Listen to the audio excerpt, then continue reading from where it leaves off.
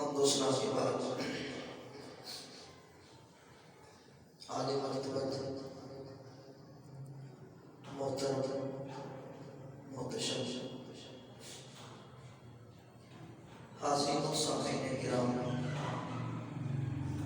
سورہ بنی اسرائیل شریف کی آیات مقدسہ آپ کے سامنے تلاوت کرنے کا شرف حاصل ہوا، تو میں اس کا ترجمہ اور اسی پر کچھ بات کروں گا۔ اللہ تعالی میری زبان پر کلمت الحق جاری فرمائے۔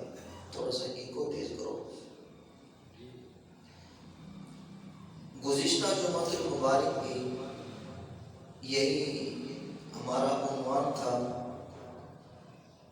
تھوڑا سا اور کرے گا تو میں نے عرض کیا تھا کہ آئندہ جمعۃ المبارک ہم انشاءاللہ تاجدار صداقت، یار غار مصطفیٰ، یار مزار مصطفیٰ حضرت سیدنا ابو بکر الصدیق رضی اللہ تعالی عنہ کی بارگاہ میں سے فیض حاصل کریں گے۔ میرے بھی دل نے کہا، دوستوں کی رائے بھی تھی کہ یہ ایک نشست آپ اس عنوان پہ اور لگا لیں۔ معاشرے کی جو بگڑی ہوئی حالت ہے، بالخصوص والدین کے ادب و احترام کے بارے میں نے کہا چلو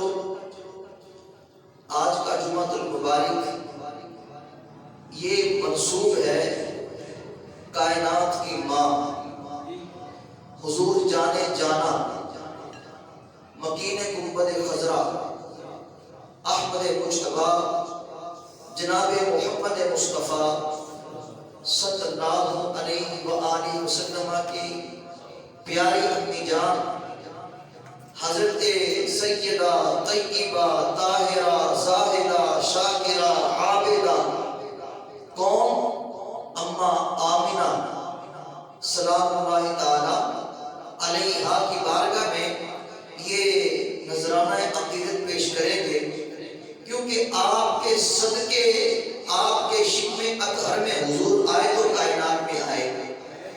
اگر حضور تشریف نہ لاتے تو کوئی ماں نہ بنتی، کوئی بہن نہ بنتی۔ جو ماں بنی ہے، بہن بنی ہے، یہ اماں آمنہ کا صدقہ ہے جس کو جو عزت ملی ہے۔ تو اس لیے آج کا جمعۃ المبارک اماں آمنہ سلام اللہ تعالیٰ علیہ کی بارگاہ میں یہ عزت ہم کریں گے، اور آپ کی نگاہ کرم کے بھی ہم امیدوار ہیں۔ ارشاد ہوتا ہے وَقَضَىٰ رَبُّكَ أَلَّا تَعْبُدُوا إِلَّا إِيَّاهُ وَبِالْوَالِدَيْنِ إِحْسَانًا۔ تیرے رب نے حکم دیا ہے اللہ کے علاوہ کسی اور کی عبادت نہ کرو، اپنے والدین کے ساتھ حسن سلوک کرو۔ تو سب سے بڑا گناہ شرک ہے، اللہ تعالیٰ کے ساتھ کسی کو شریک ٹھہرانا۔ اور اللہ عز و جل نے اپنے ذکر کے بعد والدین کا ذکر ارشاد فرمایا۔ یہ کوئی چھوٹی بات نہیں ہے، بہت بڑی بات ہے۔ رب نے اعلان کر دیا کہ میرے بعد اگر کائنات میں کوئی عزت کے قابل ہے مخلوق میں سے تو وہ والدین ہیں۔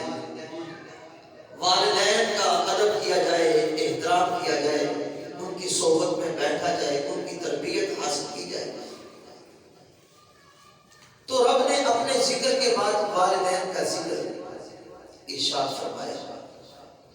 حضور تاجدار ختم نبوت صلی اللہ تعالی علیہ وآلہ وسلم کی بارگاہ میں ایک صحابی حاضر ہوتے ہیں، عرض کرتے ہیں یا رسول اللہ صلی اللہ علیہ وآلہ وسلم، میرے احسانات کا سب سے زیادہ حقدار کون ہے؟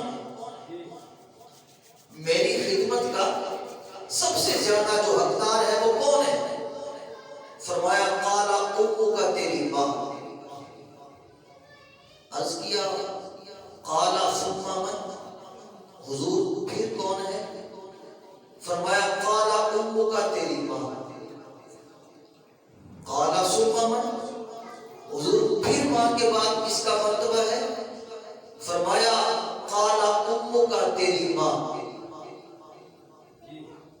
قال ثم من؟ حضور پھر کس کا نمبر ہے؟ فرمایا قال اباک، پھر تیرا پیو.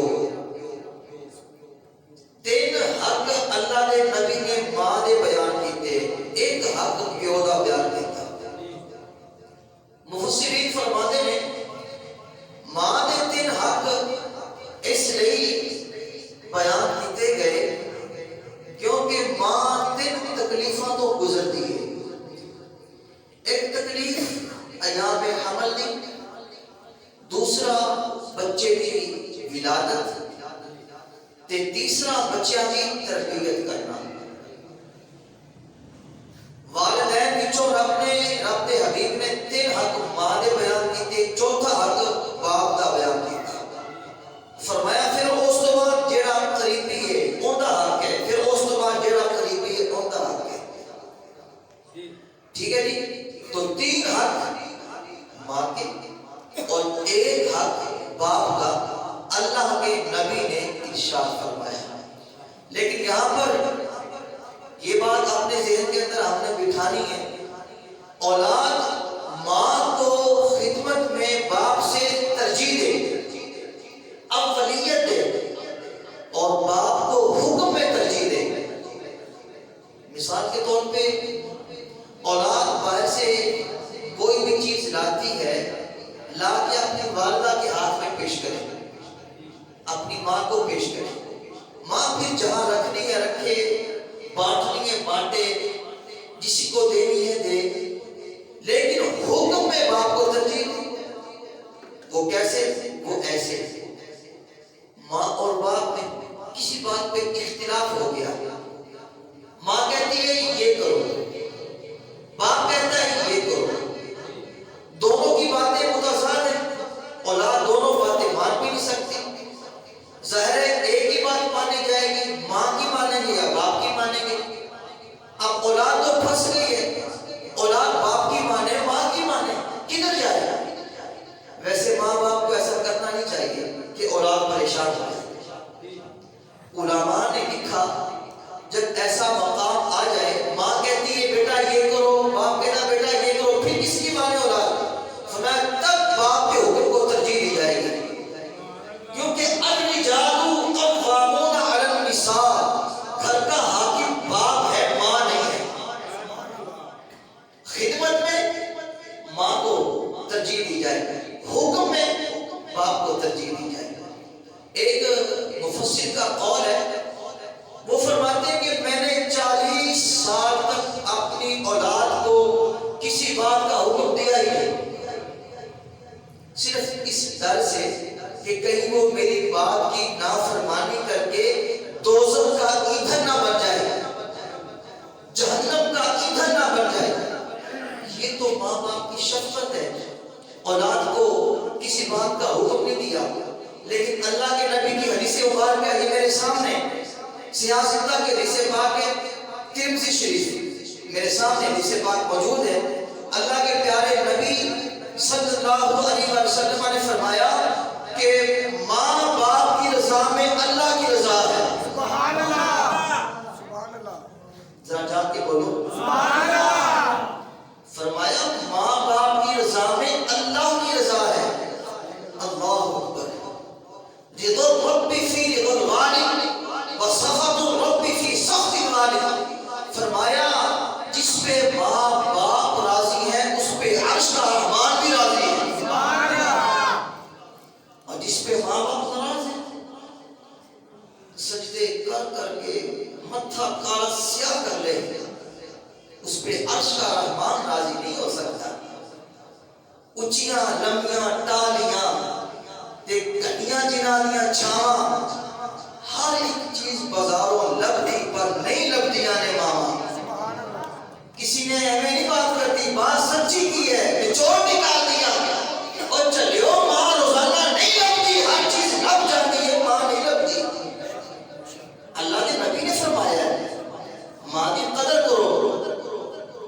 اور ایک مقام پر اللہ کے حبیب صلی اللہ علیہ وسلم نے فرمایا قال رسول اللہ صلی اللہ علیہ وسلم الا احدثکم باکبر الکبائر، اے میرے صحابہ کیا میں تمہیں بڑے بڑے گناہوں کے بارے میں خبر نہ دوں؟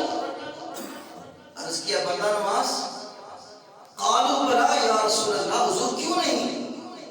ارشاد فرمایا قال الاشراک باللہ، میرے صحابہ سن لو، سب سے بڑا گناہ جو ہے نا، گناہوں میں بڑے بڑے گناہوں میں سب سے بڑا گناہ شرک ہے، اللہ تعالیٰ کے علاوہ کسی اور کی عبادت کی جائے، کسی اور کی پوجا کی جائے۔ بڑے گناہوں میں سے ایک یہ بڑا گناہ ہے، وعقوق الوالدین، اور ماں باپ کی نافرمانی کرنا۔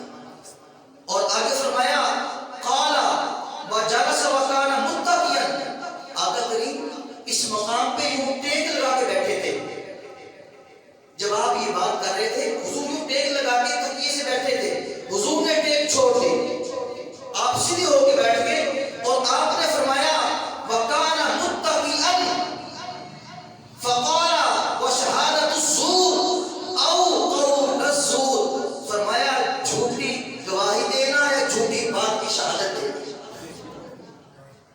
جھوٹی گواہی دینا یا جھوٹی بات کرنا۔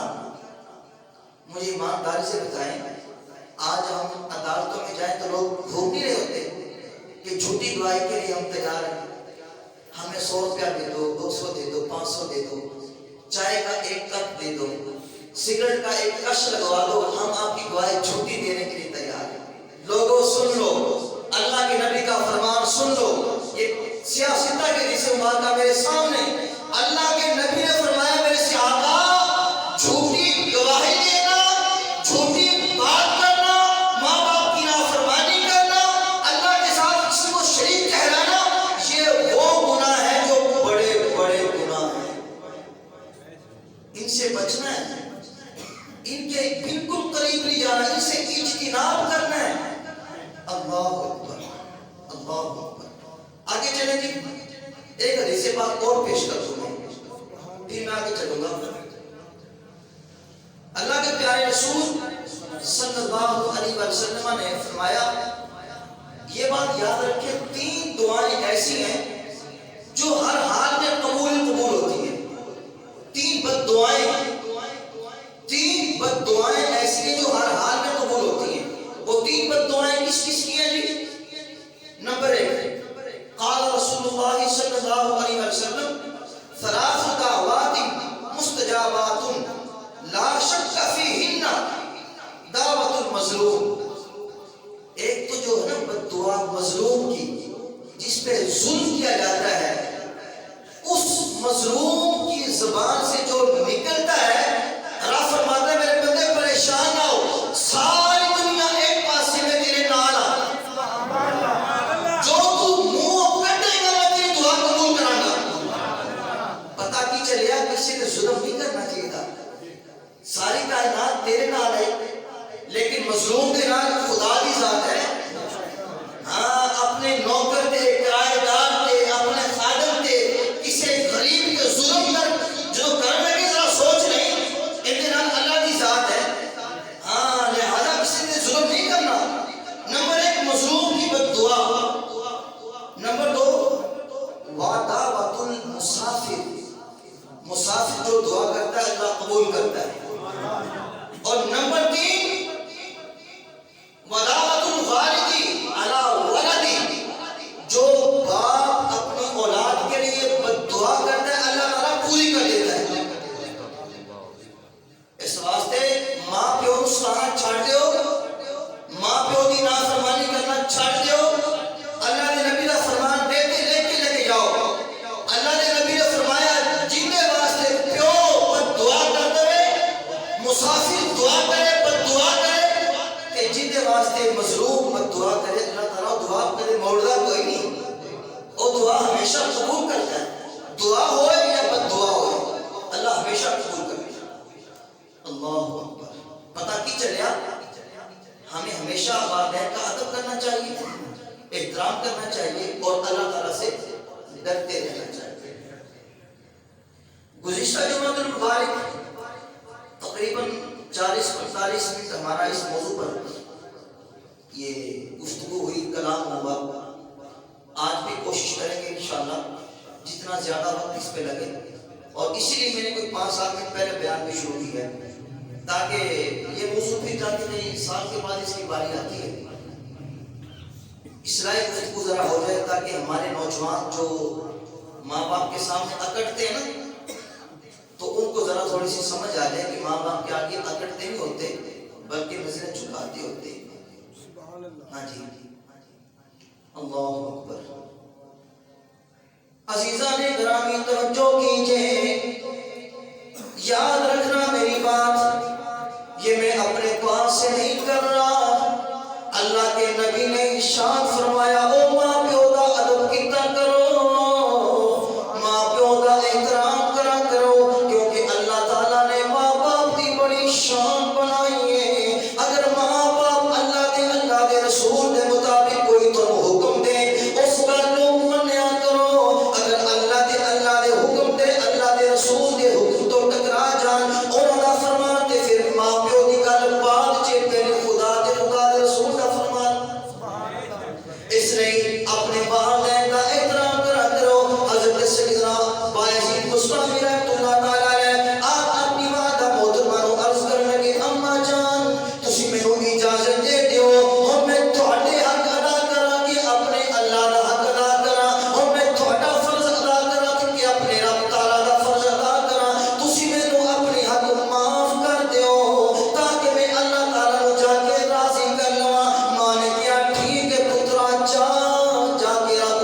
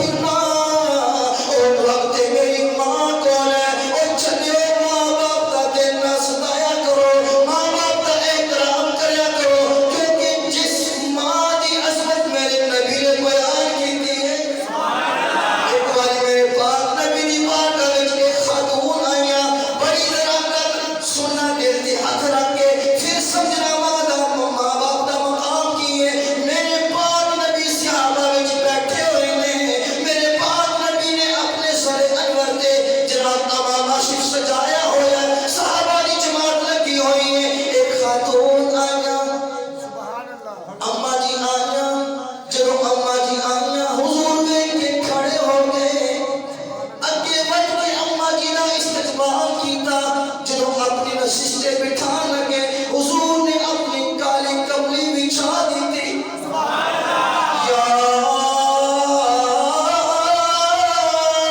ایھا المزمل جس چادر کی قسم خدا اٹھائے رب نے وہ چادر اس خاتون کے نیچے بچھا لی جب چادر بچھا دی وہ خاتون بیٹھی رہی حضور تمام صحابہ سے بیگانے ہو گئے کسی سے بات نہیں کر رہے اس خاتون کے سامنے میرے پاک نبی نے یوں سر جھکا دیا وہ خاتون حضور کے سر مبارک میں بالوں میں انگلیاں پھیر رہی ہیں کبھی چہرے مبارک میں انگلیاں پھیر رہی ہیں کبھی داڑھی مبارک میں انگلیاں پھیر رہی ہیں کبھی پشت پہ انگلیاں پھیر رہی ہیں ذرا غور سے کرو یہ داڑھی شریف کون سی ہے محبوب امام الانبیاء اللہ کے محبوب کی داڑھی شریف میں انگلیاں پھیر رہی ہیں کبھی رخ بددعا پہ ہاتھ پھیر رہی ہیں کبھی پشت مبارک پہ ہاتھ پھیر رہی ہیں جس کی قسم رب اٹھائے لا امرکانی پیاری جان والیا